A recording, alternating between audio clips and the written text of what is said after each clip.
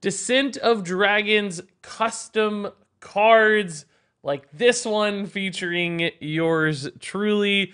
Just a warning, these aren't real, but they could be some ideas we see in the new expansion. Hey buddy, watch this. Yep, 10 custom cards from you guys, the Regis Kilbin community, starting off with Cultist Satara from Check-in Tinders. This is a 4-mana 4/4 for Rogue that's a Galakron synergy card, but adds an interesting spin here.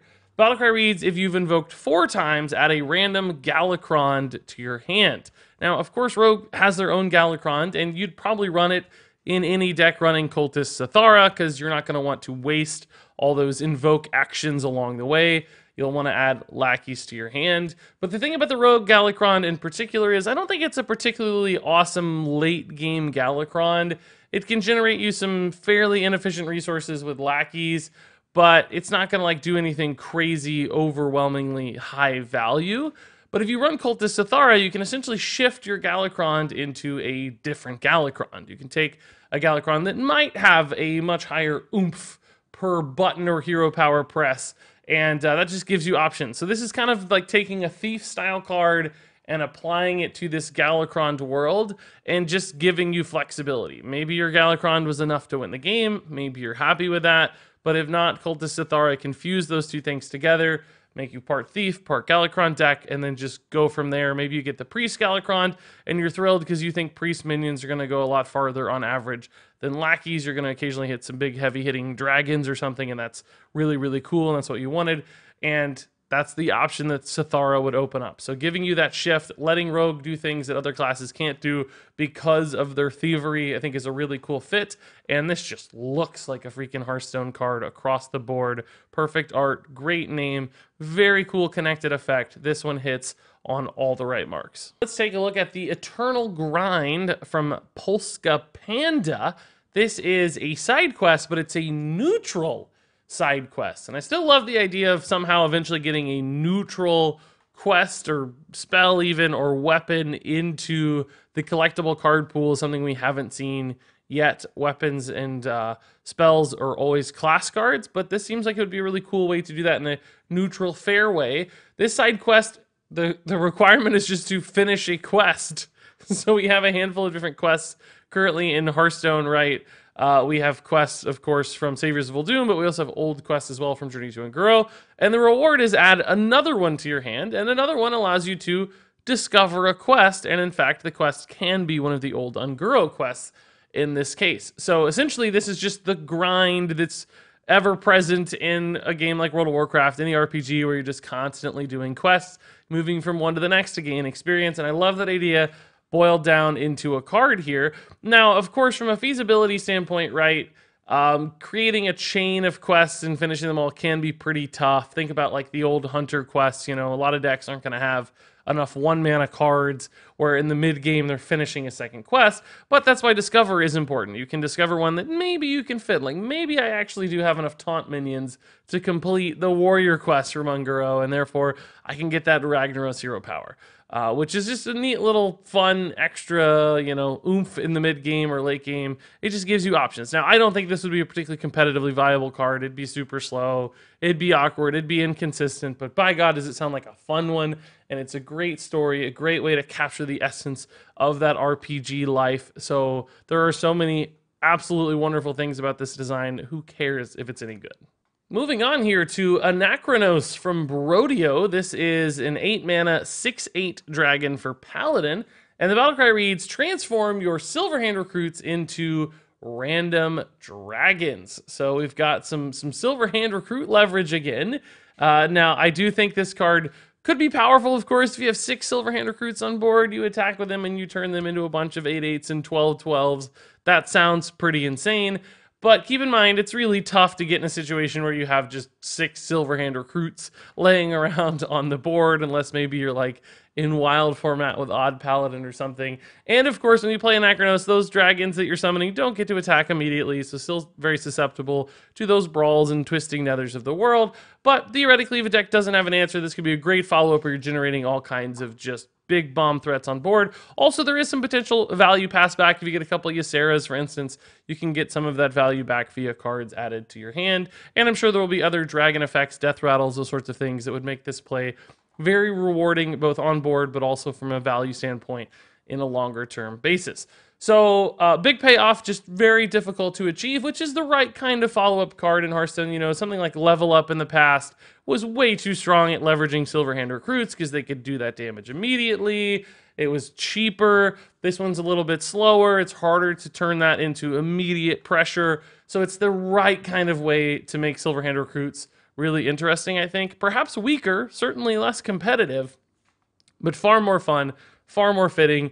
Great kind of storyline here happening as well, like all these, you know, Silverhand recruits are somehow being manipulated via time, via Anachronos, and maybe they're secretly dragons in disguise. Who knows? I don't care. I just think it's a fun thing to exist in Hearthstone and a pretty fun design too. Moving on here to Plague Ship from Rob K. This is a hunter card, and it summons 3 random 1-cost minions, giving those minions poisonous, all for 4 mana spell here. And I think this is really cool. We've seen this 1-cost theme in Hunter before, but this brings it back in a very flavorful way because in Ascent of Dragons, they've got all these like airships fighting dragons in the storyline. This is the Plague Ship, and the artwork here is absolutely perfect for this. I mean, part of the reason I picked this card is just because that fantasy fits so well. It's a great name, great art, great fit for the expansion. And it's just fun mechanic too, like the idea of, you know, little 1/1s getting in the way. Hopefully they're all leper gnomes to complete the story here, right? Which we've actually already seen that card a little bit too with toxic reinforcements. Those kind of seem like they go together nicely. So, you know, this is a great way to just build a board that's creating a lot of friction. Your opponent's like, oh my god, how do I deal with this? These 1/1s are actually going to trade into my giant stuff. I've got to be careful. I've got to shift game plans. Got to move to removal. It's going to be inefficient. I'm using, you know, things to kill 1/1s that I don't want to have to waste on these 1/1s, but I sort of have to. Also, it's just 3 minions in 1 card, which can be fantastic too. You could high roll this, get a couple flame imps, you know, and suddenly you actually create a lot of pressure for 4 mana as well. So I could see a variety of hunter decks using this. You know, certainly Zephyr style decks love to run just any good card they can find, but you could put this in a control-y hunter deck as well, just to create problems for those mid-rangey boards where they're trying to play 5/5s and it feels super bad to do that into something like Plague Ship, for instance. So really across the gamut, maybe aggro, maybe, you know, Zephyrus and maybe control could all find a fit for a card like this one. So it comes together in a lot of different ways and just feels like a really good and realistic Hearthstone card. Next up here, we have the Infinite Time Eater from Corey Arkin. This is a 6-mana 8/4 dragon for Priest with a really fun death rattle. It reads, end the current player's turn. So as soon as this dies, your turn is automatically over. Even if you had mana left, you had cards left to play, it doesn't matter. Which means you have to kill this in the proper order, which I will admit, a majority of the time won't really matter. You just save the removal spell or you save the trade until the end of the turn. You're done. All is good, no problem. But there are some situations where that could create some real problematic ordering decisions. So for instance, imagine you're a rogue and you have like a Tyrion in your hand that you really want to play, but you also need to kill this with a Vendetta. And the Vendetta is 0 mana currently because the Tyrion's in your hand. So you play the Vendetta first to kill the Infinite Time Eater. Well, your turn's over, you don't get to play Tyrion. If you play the Tyrion first, your Vendetta is going to increase in cost and you won't be able to kill the Infinite Time Eater. Now, obviously that's a very calculated example that I've created here that creates that friction, but you can imagine a handful of those in the game where you need to like draw a card off your removal spell. Think about like an Ultimate Infestation or something. It's like you perhaps wanted to play an Innervate or play an Anubisat Defender after it, and you can't because you had to kill the Infinite Time Eater. These examples keep popping up if you run through enough of them. Again, 95% of the time probably, no big deal, but occasionally it creates some moments where it's like, oh gosh, I gotta make sure I do this in the right way. Even if it just slows down your opponent, makes them think there's still some value there. And I'll admit, competitively, I don't think this card's very strong. I think the stat lines are fairly weak for 6 mana. Like, yes, it creates some pressure at 8 attack, but I think it could have been a little bit bigger and it would have been more competitive. But that's, again, okay. It doesn't matter. This just creates a fun little moment in the game. This is going to come off random generation style effects. It's occasionally going to shift how the game is played. It's going to slow down people and make them think, all of which are really good for Hearthstone. Adding those little tiny strategic decisions add up a lot over the course of a game, over the course of a Hearthstone career, make it more enjoyable for everybody. So personally, I think a card like this, that's very well named, by the way, it's Eating Time. That's perfect, is something that I'd love to see in the game. Even if you could tweak the numbers a little bit to make it feel more competitive, that's all good. It's just a really, really fun mechanic. Next up here, we have Rain of Fire from My Name Is For Real. It's a 4-mana spell for Warlock that deals 6 damage to all dragons and then 2 damage to all other minions. So basically here, kind of a tech AoE removal card that would be perfect in an expansion like Descent of Dragons, because there's always a risk or something like this when you print like 50 new dragons and they all have all these synergies and you drop them into the game. They can absolutely overwhelm things and define the gameplay, and that's a little bit scary. So having cards like Rain of Fire popped into the set, I think, could be a really healthy decision to help just keep that in check a little bit. If dragons go absolutely crazy, something like Rain of Fire comes along as a hyper-efficient AoE damage spell that wipes out most of the meta, and things start to rebalance around that. Now, Rain of Fire does still have some benefits, of course, beyond just dragons, so you're not totally punished if you don't encounter dragons in any given matchup, which is another good tech decision. Like, making it have a backup plan is always nice.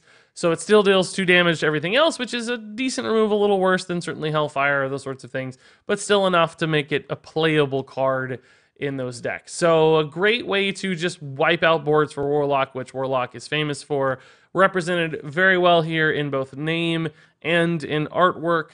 So mechanics hit, everything else lines up nicely. This is a really cool card.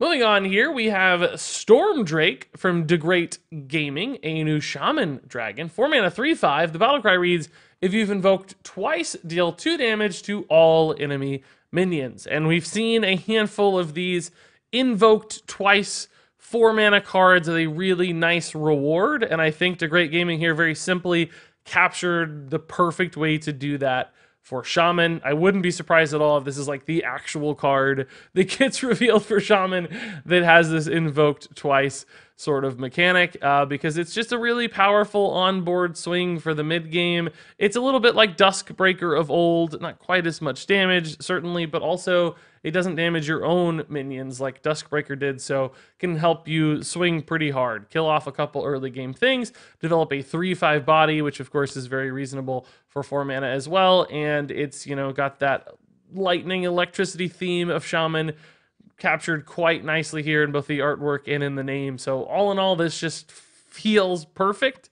for what Shaman's trying to do and what we've seen so far for these invoked twice cards. So Great Gaming, you designed, as far as I'm concerned, a real Hearthstone card. Now let's head over to Cobalt Visionary from Faroon. This is a 6-mana 4/6 dragon for priests, and it costs 1 less for each card that you've seen in your opponent's hand. So what a cool idea here.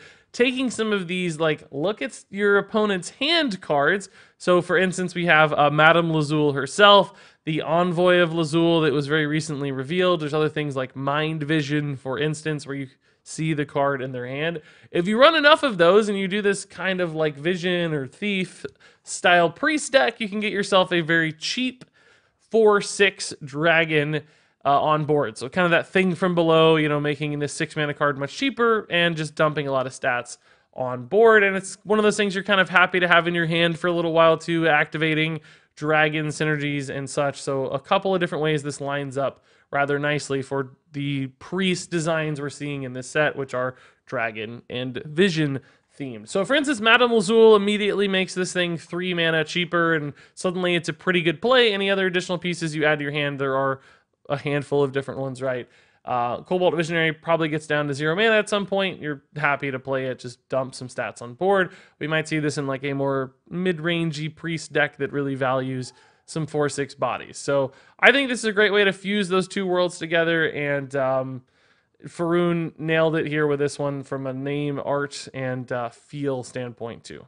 And then finally here, our last card from Magic Milk. This is Baron Sable, a 6-mana 3/7 minion for Warrior. It's a legendary. At the end of your turn, summon 2 Searing Whelps. And Searing Whelps are some little dragon buddies here. And they're a little 1-mana 1/1. So kind of a, Dr. Boom, the turn you play it, a little bit weaker perhaps on board. But the Searing Whelps, when they die, deal 1 damage to a random enemy and friendly character. So 2 damage total. 1 to something friendly, 1 to something enemy, which is a great idea for warrior class who likes doing both of those things. You like damaging your opponent's stuff, and you like damaging your own things sometimes. So some cool little synergies here. Plus with Baron Sable, since this is the end of turn style effect, it is something that kind of has to be dealt with, and your opponent's probably not thrilled about dealing with it. So it sticks around on board for a couple turns. It could be a very interesting threat. And there might be some instances where your opponent even wants to keep the Baron Sable alive. Maybe you're a warrior who's down to like 2 health, and they're hoping that the Searing Whelps will be able to kill you. So you create some really interesting storylines there where your opponent's like, I'm gonna let that summon 2 more Whelps. Maybe that'll give me the lethal final blow that I need to end this game. But of course, they do it at risk to themselves as well. So with all the damage synergy stuff that Warrior has going both directions, I think this is a really fun little engine to help empower those sorts of things. Is it super competitive? No, probably not the best card. I think it's probably a little slow at the end of the day. But from a flavor and feel standpoint, absolutely knocks it out of the park. I think this one would be very, very cool to see in the game. So that wraps it up for these Descent of Dragons themed custom cards. Some really fun designs. A lot of great ones that didn't make it into the video as well. Next time, if you want to submit some custom cards, the theme is going to be tiny minions. I want them to be tiny little guys, like 1/1s or 1/2s at the max, maybe even 0/1s, maybe a 1/0. I don't know, find a way to make that work, right? And of course, everybody could just go print a Wisp. It's a 0-mana 1/1, Regis. I made a tiny minion that's perfectly designed. Well, don't just do that. Make it interesting. Make it a 10-mana 1/1, right? Make it something that's got a twist, that's got a spin, that's got some flavor, that's got some feel. Don't just print me something that's necessarily balanced in this case, but try to make it balanced too. But make it fun. Make it interesting. The fact that it's tiny should be a part of what makes it so charming. Maybe it gets really big when some insane thing happens, right? Maybe it has some absurd battle cry effect. Maybe it has 0 health and that plays into it. I don't know. Just make it a neat idea, but keep it tiny. We did make big giant minions before. These are going to be tiny little guys. The details and link to submit those cards are going to be in the description below. That said, share your thoughts on these cards in the meantime. Thanks very much for watching, and until next time, game on.